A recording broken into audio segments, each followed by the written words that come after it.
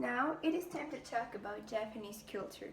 Taking into account what we see in other presentations, now we know that at the end of the 19th century, Japanese culture was more a mixture of other countries and other cultures. The first place we're going to concentrate is the Western. In the Western, they took advantage of the technology, developing astronomy, new language, and medicine.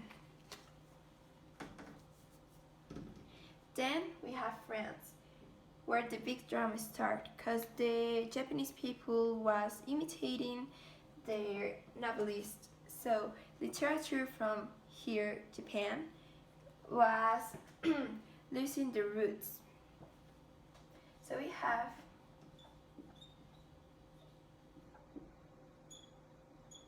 literature that was losing the roots. Then we have three places: China, Europe, and United States. And they start giving the idea to Japan to have modern skills.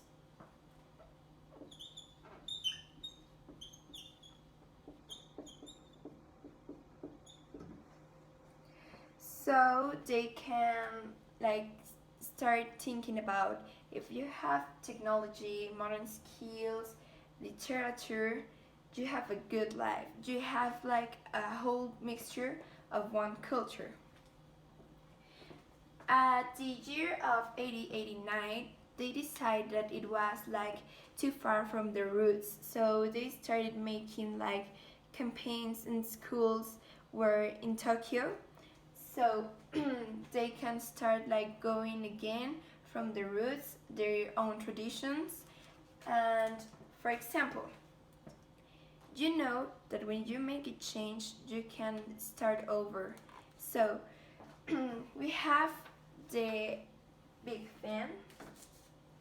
The fan was one example from the cultural exchange, because the patterns were also taken by the ideas of China.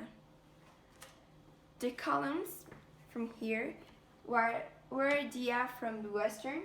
So then they started getting out Western, France, China, United States, and Europe, but at the same time they took advantage of what they saw, of what they imitate, and made their own culture, their own painting, their own porcelain, their own theater, known as kabuki,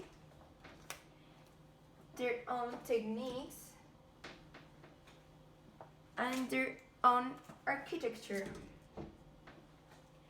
So in the brief concentration of information, it would be Japanese culture is more like a mixture of other cultures, of other countries, and other symbols of all around the world.